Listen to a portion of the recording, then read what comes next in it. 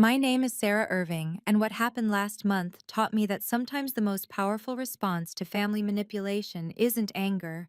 It's a perfectly executed legal transaction. You know that feeling when your parents call you selfish for keeping something that's rightfully yours? When they demand you sacrifice everything for the golden child who already has it all? That's exactly what mine did when they discovered I'd inherited my grandmother's $750,000 house. They didn't just ask me to share. They brought a realtor to force the sale, threatening to disown me if I didn't comply. But what they didn't know was that I'd already sold it 3 days earlier to someone they'd never expect. When they saw who was standing in that house, my mother actually screamed. Before I tell you how my sister's own CEO became my secret weapon, please take a moment to like and subscribe, but only if stories about standing up to family pressure resonate with you. I'd love to know where you're watching from and what time it is there. Are you a night owl like me, or catching this with your morning coffee? Now let me take you back to where this all started. Growing up as the older daughter should have meant something, right? In most families, maybe. But in the Irving household, I learned early that birth order meant nothing compared to who could charm their way into our parents' hearts. And that person was always Melissa. While I was taking the bus to public school at 7 in the morning, my parents drove Melissa to Preston Academy, the private school that cost more than most people's annual salary. Sarah's independent, Mom would say. She doesn't need what Melissa needs. Translation: Sarah doesn't deserve what Melissa deserves. I remember sitting at the kitchen table showing Dad my straight A report card. He glanced at it for maybe 2 seconds before asking, "Did you see Melissa's art project? She got selected for the district showcase." My perfect grades were expected. Melissa's every achievement was a miracle worthy of celebration. Ballet lessons, violin tutors, summer camps in Europe, Melissa got them all. When I asked to join the school debate team, which required a $200 fee, Dad said we needed to prioritize spending. That same week, they bought Melissa a $3,000 MacBook for her creative pursuits. But there was one person who saw through it all: Grandma Eleanor. While my parents fawned over Melissa's rehearsals and recitals, Grandma would quietly slip into my room. "How's my brilliant girl?" she'd ask, genuinely interested in my robotics club projects and my part-time job at the library. "Why do they love her more, Grandma?"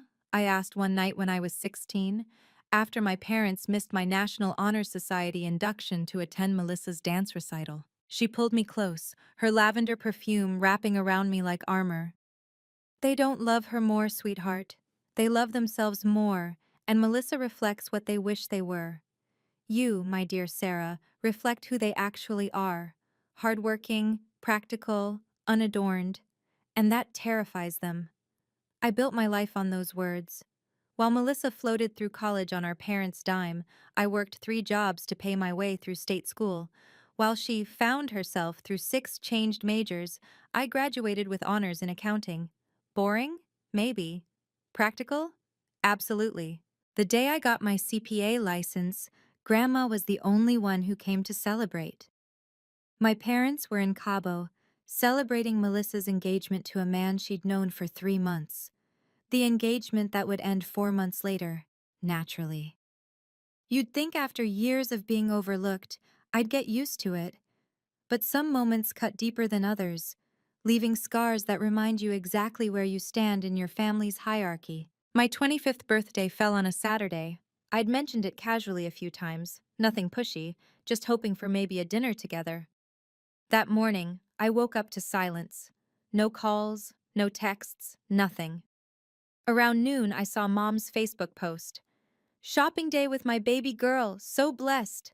The photo showed her and Melissa at Nordstrom, bags in hand, champagne glasses raised.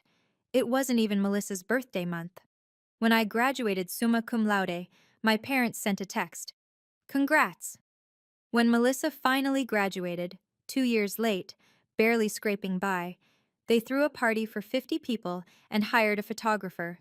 The invitation called it a celebration of our shining star's journey. But Grandma Eleanor never forgot. Every achievement, every milestone, every small victory, she celebrated them all. She'd show up at my apartment with homemade lasagna when I passed my CPA exam. She framed my first business card. She even kept a folder of my college papers, telling everyone at her book club about her brilliant granddaughter, the accountant. "You're building something real, Sarah," she told me during one of our Sunday lunches. "Your parents might not see it, but I do. And someday when I'm gone, you'll have more than just my love to remember me by." I thought she meant photos or maybe her jewelry. I never imagined she meant the house. The house on Maple Street, where I'd spent every summer, every holiday my parents were too busy taking Melissa to competitions. The house where I learned to bake, to garden, to believe I was worth something. 3 bedrooms, 2 baths, a garden that bloomed year-round, and memories in every corner. When Grandma passed last year, I thought I'd lost my only real family. Then Attorney Mills called with the will reading appointment, and everything changed.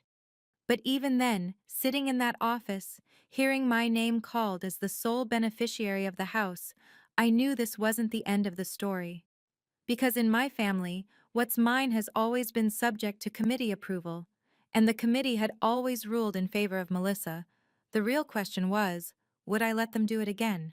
The house wasn't just a building. It was $750,000 of prime real estate in one of Palo Alto's most desirable neighborhoods, 3 blocks from the tech corridor, walking distance to the Caltrain station, with a market value that had tripled in the last decade. But for me, it was the kitchen where Grandma taught me to make her famous apple pie, the back porch where we'd sit reading together in comfortable silence, the garden where she showed me that patience and care could make beautiful things grow. Every room held a memory of being seen, being valued, being loved without conditions. I'd been living in a cramped studio apartment in Redwood City, 40 minutes from work on a good day, an hour and a half when traffic decided to remind you why everyone hates the Bay Area commute. The inheritance meant I could finally have stability, a real home, a place where I didn't have to worry about rent increases or roommates who forgot to pay utilities. More importantly, it was 2 miles from the tech company where I'd just landed a senior accountant position. The same company, ironically, where Melissa had just been promoted to marketing manager. She'd been bragging about it for weeks, how she was the youngest manager in the department, how the CEO himself had approved her promotion. The house would cut my commute from 40 minutes to 5. It would save me $2,000 a month in rent. It would give me the space to finally have a home office, maybe even take on consulting clients. This wasn't just an inheritance, it was my future. But within days of the will being read, the calls started. "Sarah, honey, we need to talk about Grandma's house." Mom's voice was sweeter than it had been in years. "It's a big responsibility, sweetheart. Maybe too big for one person." Dad's concern was touching, really. If only he'd shown it some time in the last 32 years. Then came Melissa's tears.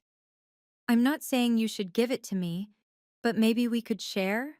Or you could sell and we could split it? I mean, you already have a place to live. A studio apartment with black mold and a landlord who considered hot water optional. But sure, I already had a place." The pressure was building, and I knew from experience it would only get worse. In the Irving family, no was just the opening negotiation. The text messages started at 6 a.m. and didn't stop until midnight. Every day, for 2 weeks straight. "Family means sharing, Sarah. Don't be selfish. Your sister is starting a new life. She needs this more than you. Grandma would be disappointed in your greed." That last one almost made me laugh. Grandma, who explicitly left the house to me and only me, would be disappointed?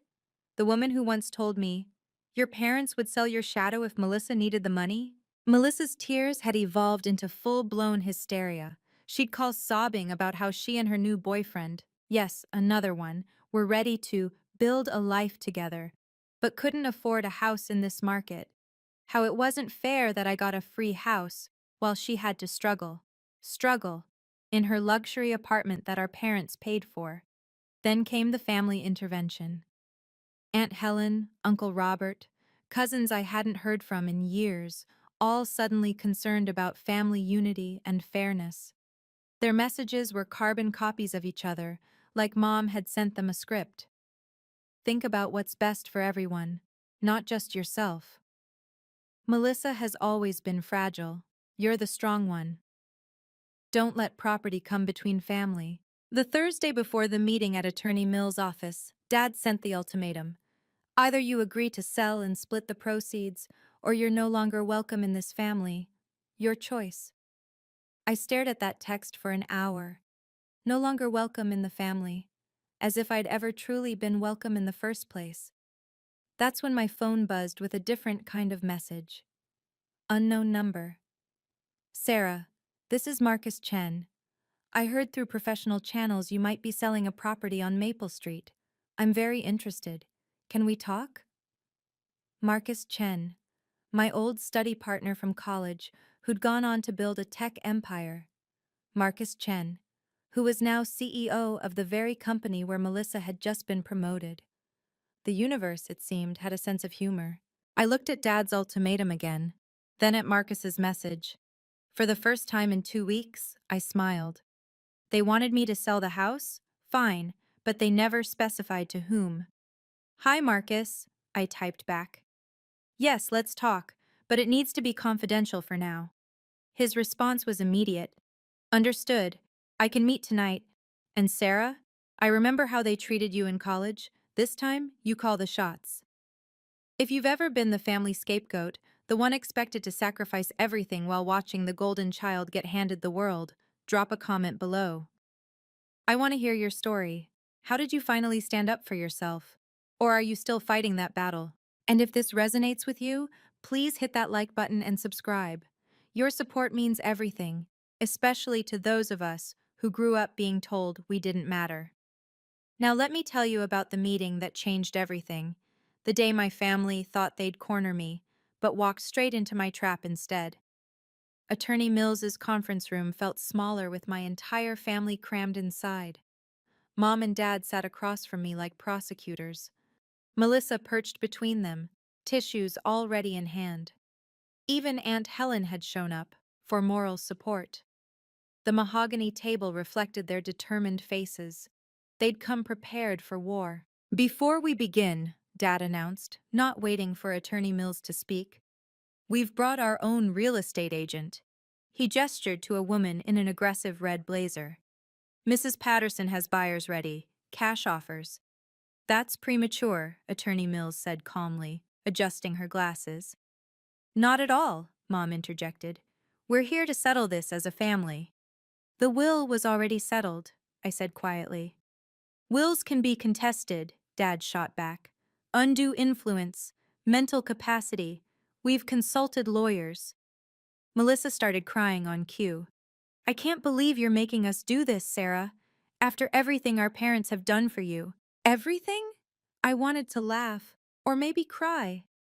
Instead, I kept my face neutral, the way Grandma taught me during our chess games. Never let them see your next move, she'd said. Sarah's being selfish, Mom announced to the room. One daughter hoarding property while the other struggles. I just want fairness, Melissa whimpered. Is that too much to ask? Mrs. Patterson, the realtor, slid papers across the table.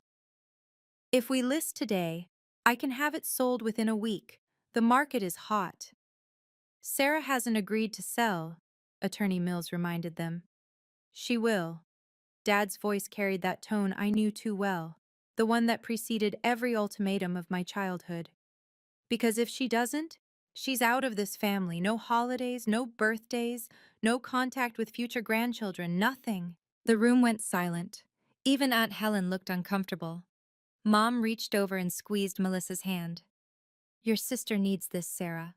Her new position requires her to entertain clients. She needs a proper house, not that apartment. The apartment you pay for? I asked. That's temporary, Mom snapped. And it's none of your business.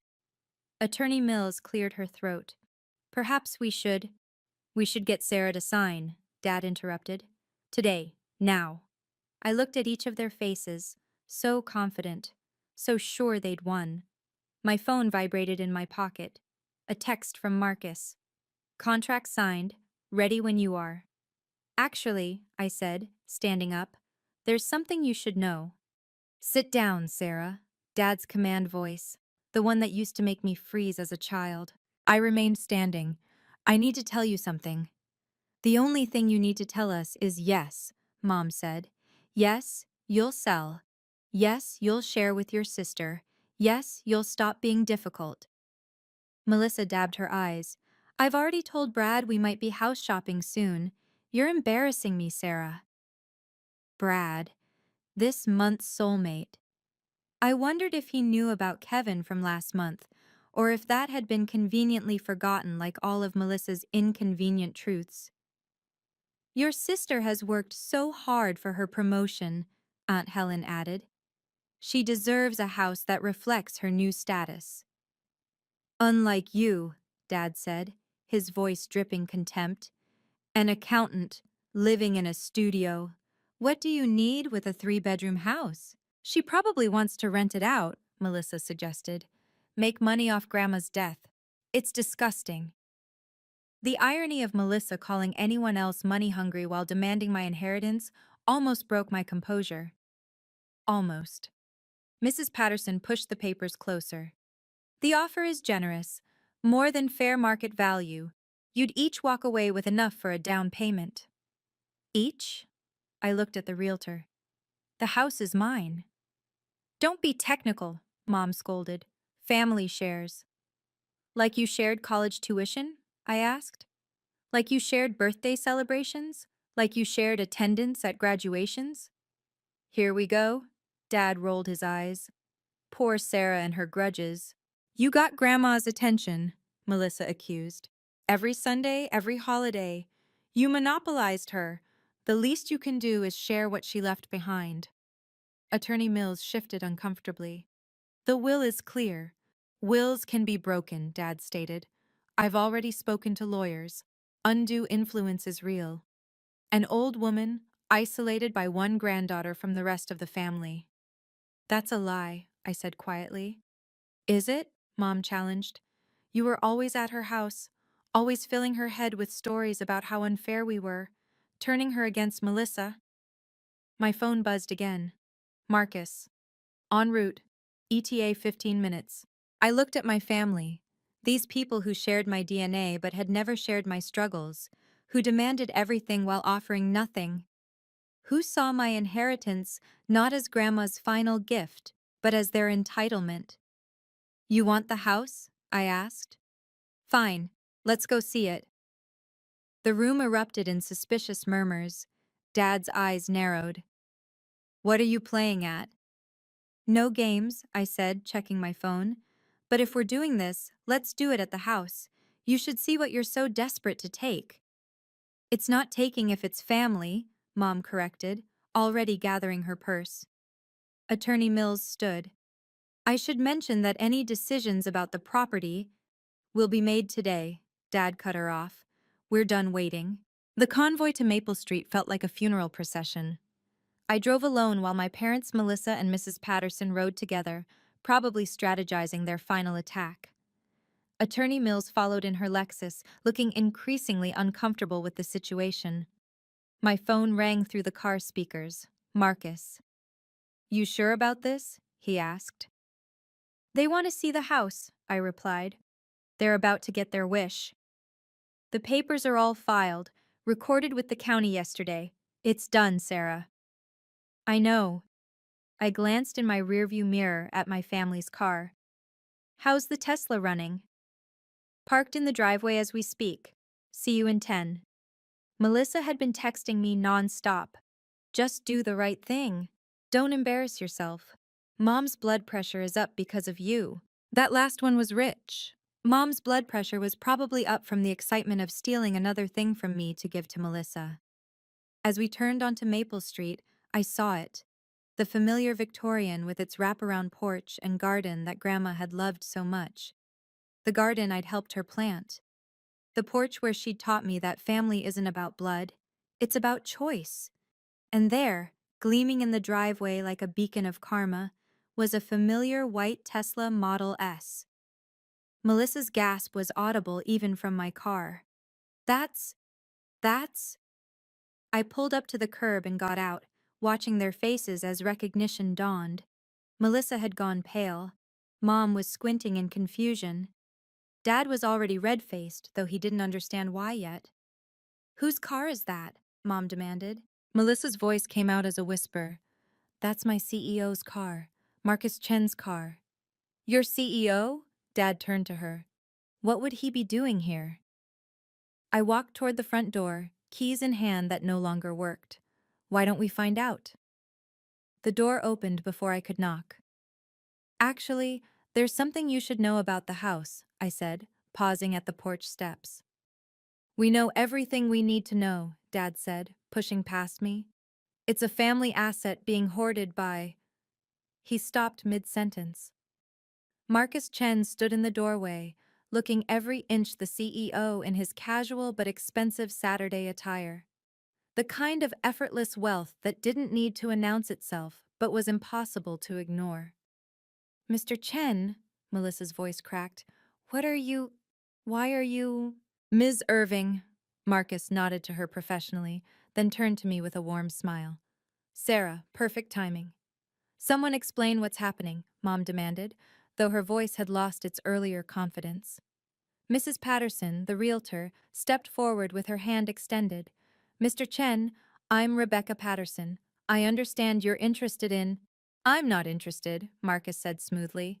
"I'm the owner." The silence that followed was beautiful. Pure, shocked, disbelieving silence. Dad found his voice first. "That's impossible. This house belongs to Sarah." "Belonged," Attorney Mills corrected, finally speaking up. "Past tense." 3 days ago," I added quietly. "The sale was finalized 3 days ago." Melissa's face cycled through emotions like a slot machine. Confusion, disbelief, anger, fear. "You sold it? You sold it to my boss?" "Technically, to his investment company," Marcus clarified. "All perfectly legal. Attorney Mills can confirm." Mills nodded. "I reviewed the documents myself. Clean sale, fair market value. Actually, above market value." "You can't do this!" Mom shrieked. "We're your family! You had no right!" "Actually, she had every right," Marcus said, his tone still professional, but with an edge. "It was her property, her decision." "But we had buyers," Mrs. Patterson protested. "Cash offers." "Bit late for that," Marcus observed. Dad's face had turned an alarming shade of purple. "This is fraud, manipulation. You took advantage of her." Marcus laughed, actually laughed. "Mr. Irving, I paid $800,000 for this property, $20,000 above asking.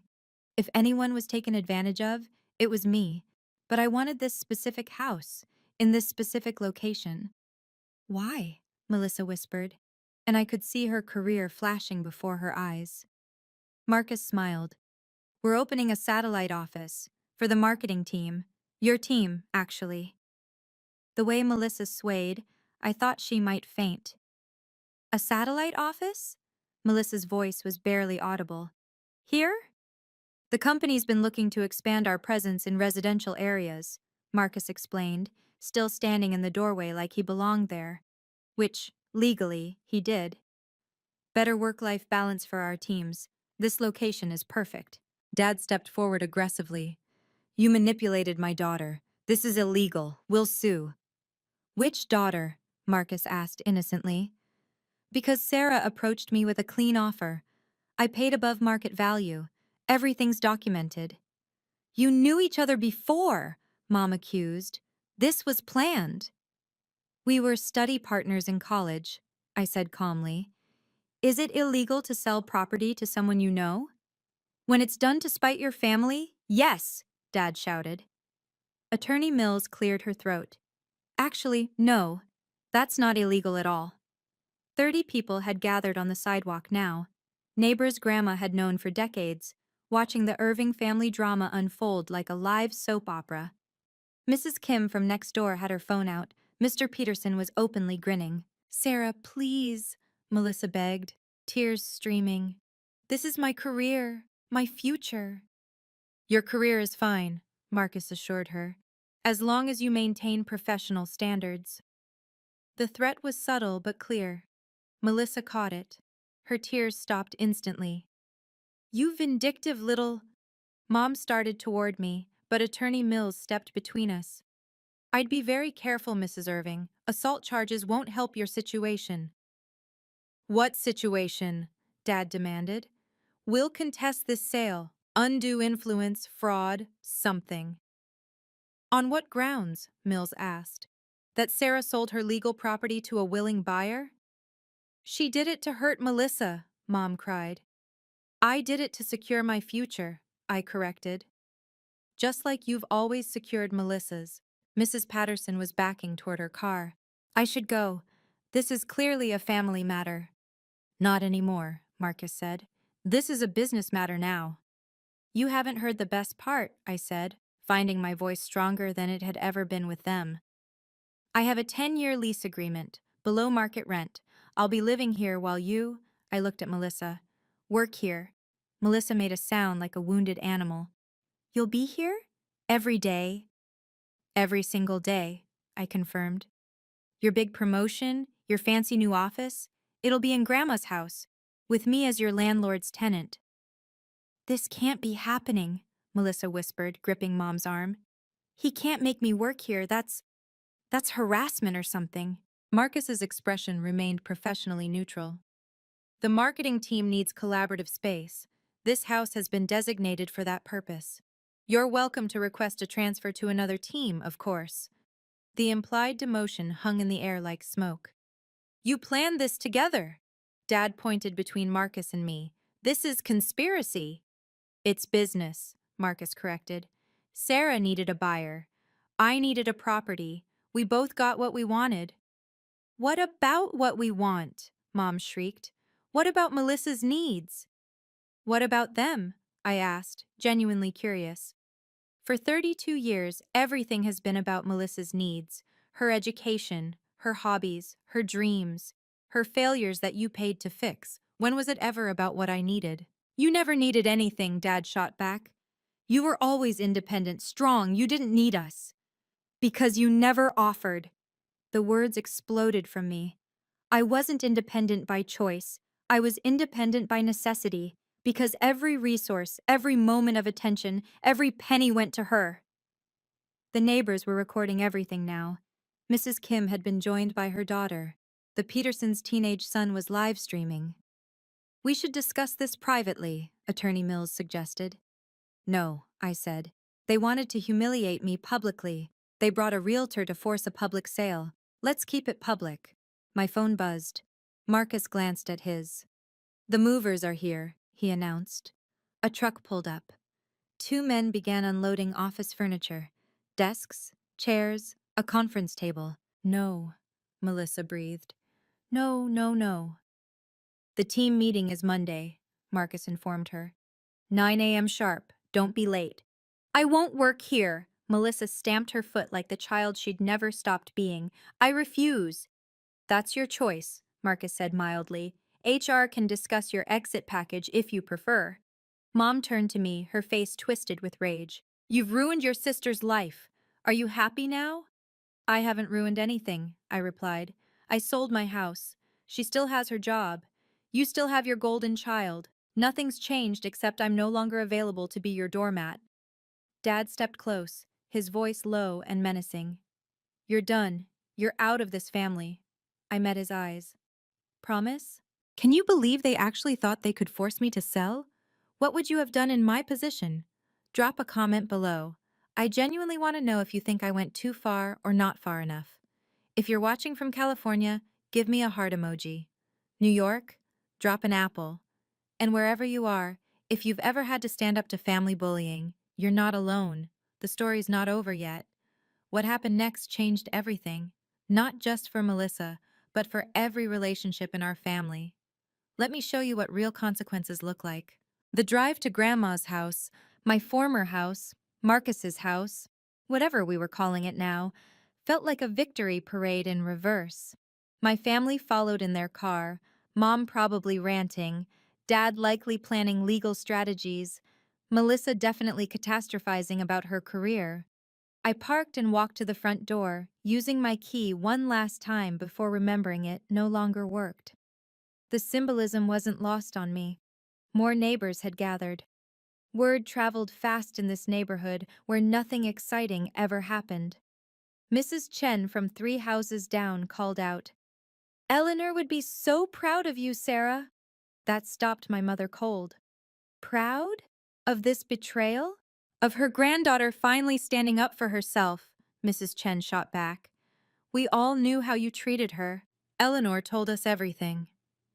The revelation that Grandma's neighbors knew our family's secrets made Mom's face cycle through several shades of red. Marcus had moved onto the porch, surveying his new property with satisfaction. The movers continued unloading furniture. A desk went past that probably cost more than my monthly rent. That's when I noticed the Tesla wasn't alone anymore. 3 more cars had arrived, all expensive, all belonging to people I recognized from LinkedIn photos. Marcus's leadership team. "What is this?" Melissa demanded, recognizing her department head getting out of a BMW. "Site inspection," Marcus explained. "We're planning the layout. Your workspace will be in the front room, Melissa, the one with the bay window." Grandma's reading room, where she'd spent countless hours with her books and her tea, watching the street, waving at neighbors. Now it would be Melissa's office, where she'd have to see me coming and going every single day. "That's," Melissa started, then stopped. What could she say? That it was inappropriate? Unfair? Rich, coming from her. Her department head, Jennifer Wu, walked over. "Melissa, didn't expect to see you here. Getting a preview of the new space?" Melissa's mouth opened and closed like a fish. Yes, just looking." "Sarah," Jennifer noticed me, extending her hand. "Marcus mentioned you're our residential tenant. How wonderful that you'll be staying in your grandmother's house." "You know each other?" Mom asked suspiciously. "We met at the company holiday party," Jennifer explained. "Sarah did some consulting work for our finance department last year. Brilliant work on the tax restructuring." Another secret revealed. I'd been consulting for Marcus's company for months, building relationships, proving my worth in ways that had nothing to do with family connections.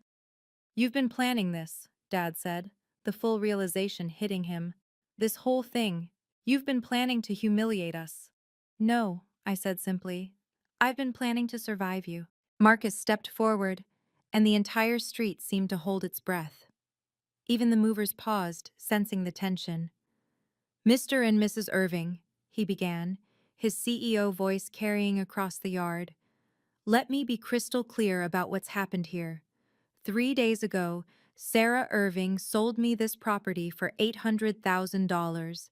The sale is complete, filed with the county, and irreversible." "You took advantage," Dad started. "I took advantage of a fair market opportunity," Marcus cut him off. "Sarah needed a buyer who would respect her attachment to this property. I needed a location for our satellite office. We both won." "And Melissa?" Mom's voice cracked. "What about our daughter?" "Which one?" Marcus asked pointedly. "Because from what I've observed, you only seem concerned about one of them." Melissa stepped forward, mascara running. "Mr. Chen, please, this is my family, my sister. Can't we work something out?" "We have," he said. "You'll report here Monday for team meetings. Sarah will be residing upstairs per our lease agreement. You'll maintain professional boundaries. Any harassment of our tenant will result in immediate termination." "Harassment?" Melissa gasped. "She's my sister." "Who you tried to force out of her inheritance," Jennifer Wu added, clearly having been briefed. "That ends now." The neighbors were eating this up. Mr. Peterson actually had popcorn. Where did he even get popcorn? "This is extortion," Dad sputtered. Attorney Mills, who'd been silent, finally spoke. "Actually, it's consequences. Something your family seems unfamiliar with." "Janet!" Mom gasped. "You're supposed to be neutral." "I am neutral," Mills replied. "I'm also honest. Your mother, Mrs. Irving, specifically excluded you from any decision-making about this property. She told me, and I quote, 'Linda and Robert will try to take this from Sarah. Don't let them.'" The silence was deafening. "Grandma said that?" I asked, my voice small. Mills nodded. "She knew exactly what she was doing. She also knew Sarah would need protection from family pressure. That's why she insisted on the specific language in the will. No sharing clauses, no family override provisions. Just Sarah. She turned our mother against us, Mom accused. No, Mrs. Kim called out. Eleanor saw who you really were. We all did. The way you'd parade Melissa around while Sarah walked behind. The birthday parties you threw for one daughter while forgetting the other existed. That's private family business, Dad roared. Not when you're screaming on my new lawn, Marcus observed. Which, by the way, you're trespassing on. Unless Sarah invites you in, you need to leave. Everyone turned to look at me. My family, the neighbors, Marcus, his team, waiting for my decision. The sale is legal, Attorney Mills continued, pulling documents from her briefcase. Here's the deed transfer, filed with Santa Clara County 3 days ago. The title search, clean. The purchase agreement, signed and notarized. Every single document is in order. She spread them on the hood of her Lexus like evidence in a court case. Sarah had full legal right to sell, Mills continued. No liens, no encumbrances, no other claims. Your threats of contesting the will? Empty.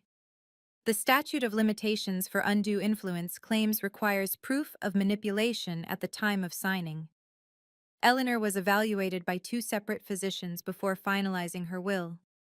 Both confirmed she was of sound mind. You knew about this? Dad accused Mills. I knew Sarah was considering a sale. It's not my job to inform you of her legal decisions.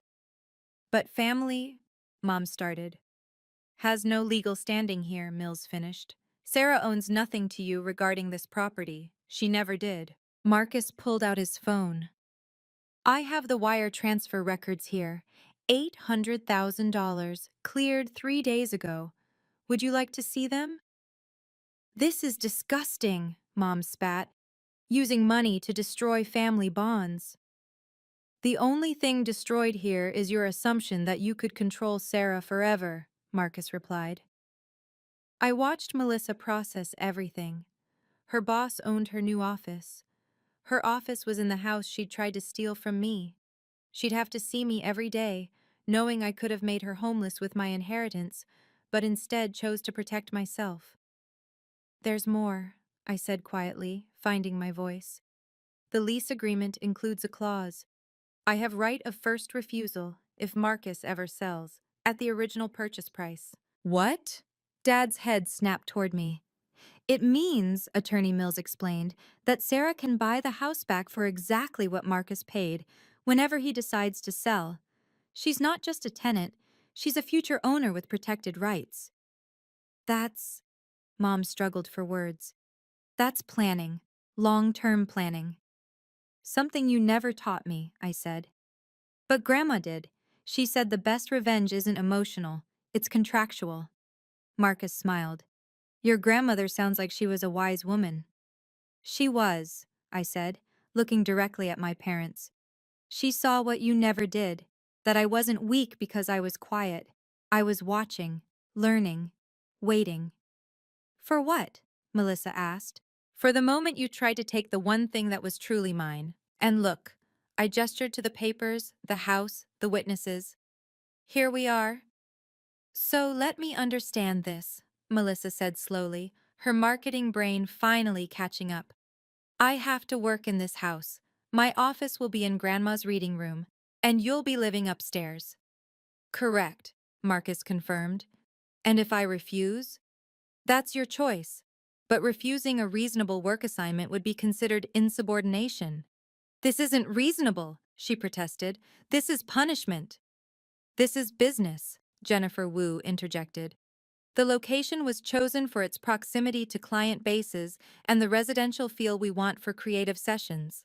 Your personal connection to the property is irrelevant. Irrelevant? Mom shrieked. My daughter has to work in a house she should have inherited.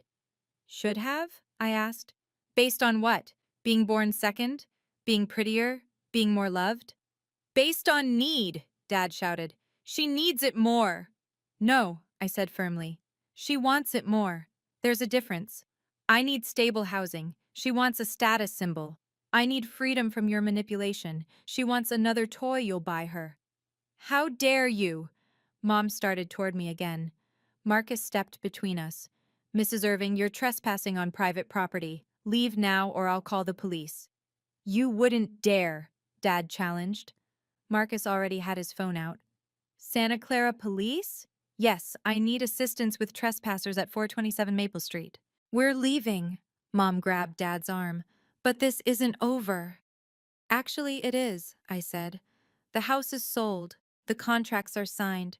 Melissa starts her new office arrangement Monday, and I'll be living my life in my home on my terms. Your home? Melissa laughed bitterly. You're a tenant. With a 10-year lease at below market rent and the right to buy it back, I reminded her. Which is more claim than you'll ever have. The police cruiser rounded the corner, lights off but visible.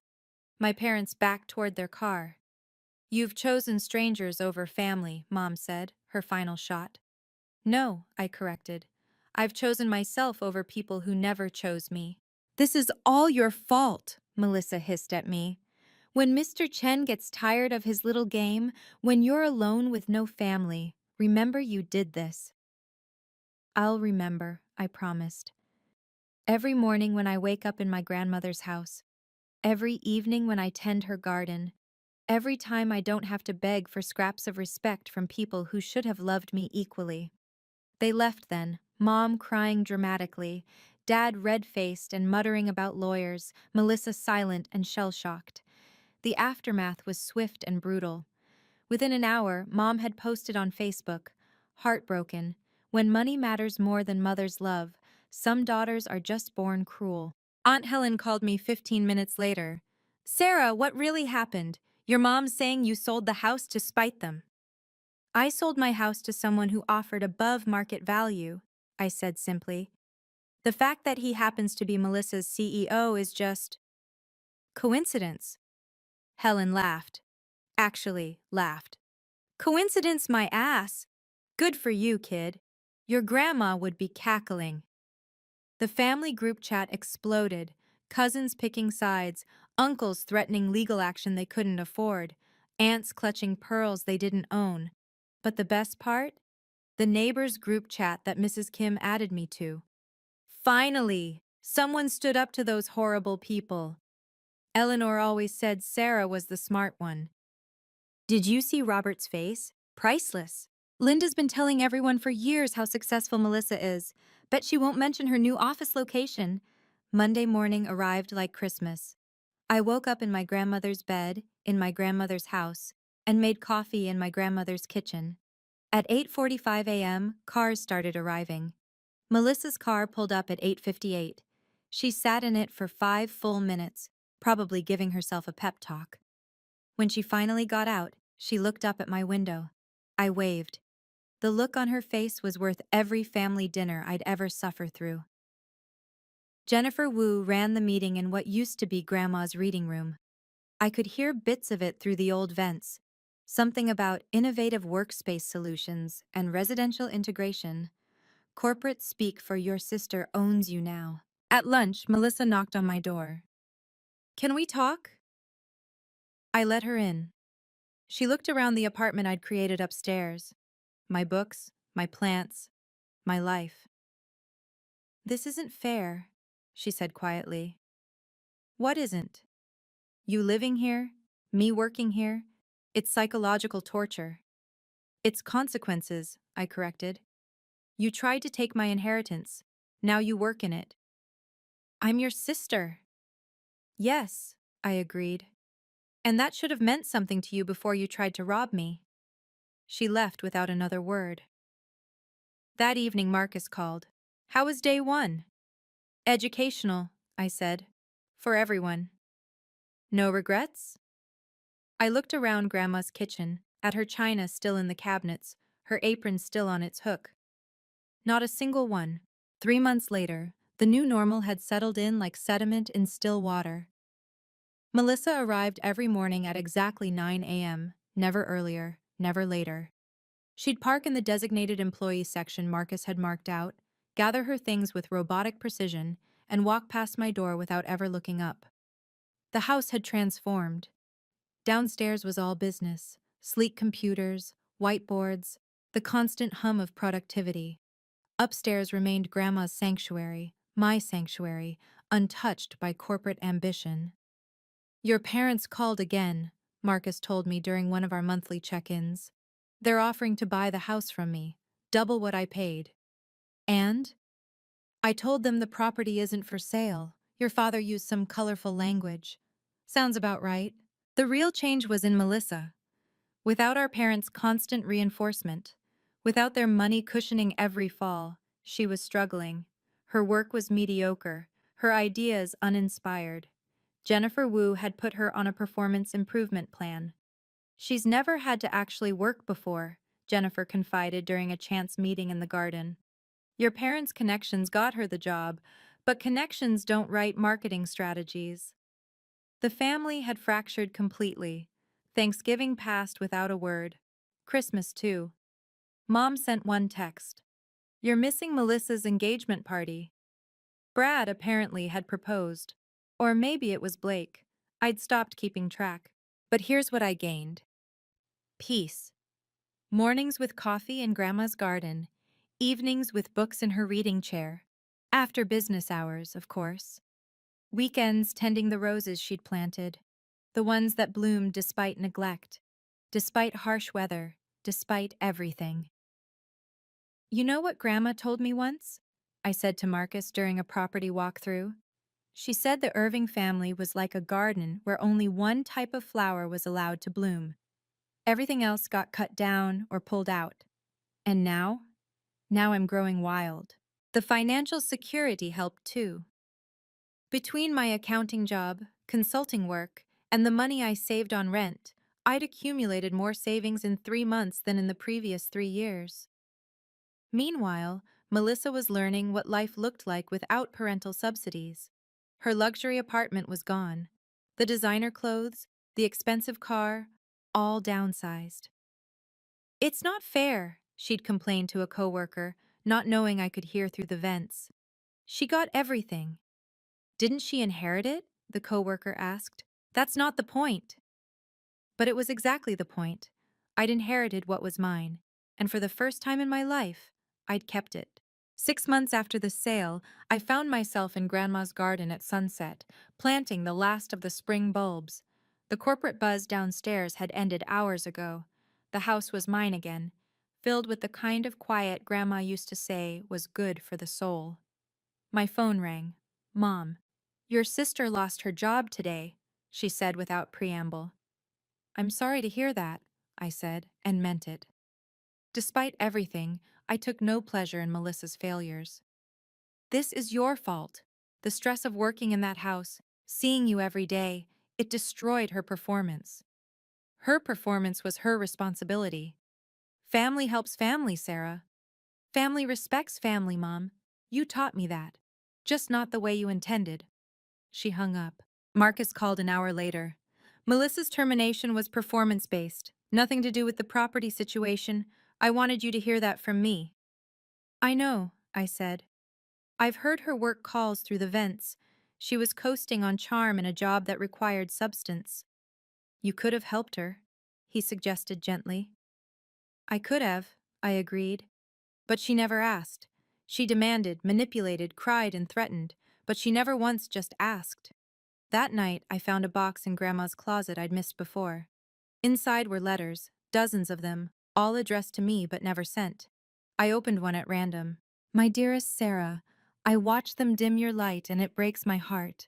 But I see the fire in you they're trying to extinguish. It's not gone, just hidden. One day, you'll have the chance to let it burn bright. When that day comes, don't hesitate. Don't feel guilty. Take what's yours and build the life you deserve. All my love, Grandma. The date was 3 years ago. She'd been planning this even then. The house was quiet now without the daily office chaos. Marcus had moved the marketing team to a proper commercial space after Melissa's departure. He'd only needed the house for 6 months to make his point. But my lease remained ironclad. 10 years of security at a rate that would let me save, invest, build. You won, Melissa had texted me that morning. Happy? I'm free, I'd responded. There's a difference. The garden bloomed around me as spring arrived in full force. Every plant Grandma had loved, every flower she'd tended, came back stronger than ever. The neighbors stopped by regularly now, sharing stories of Grandma I'd never heard, treating me like I belonged here. Because I did. Your parents are selling their house, Mrs. Kim mentioned over tea. Moving to Arizona, said something about starting fresh where no one knows their business. Running away. It's what they did best when reality didn't match their narrative.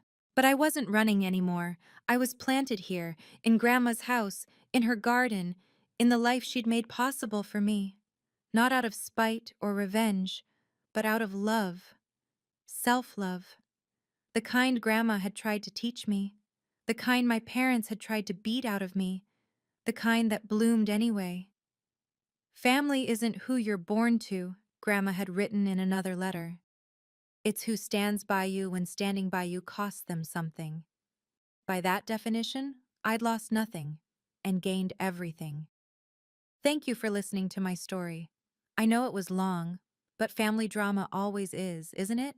If you've ever had to choose between keeping the peace and keeping your self-respect, I'd love to hear about it in the comments. What boundaries did you have to set? What did it cost you? What did you gain? And if you think I did the right thing, hit that like button. If you think I went too far, tell me why. I genuinely want to understand different perspectives. Subscribe if you want more stories about standing up to family manipulation with strategy, not screaming. Until next time, remember, the best revenge is a legally binding contract.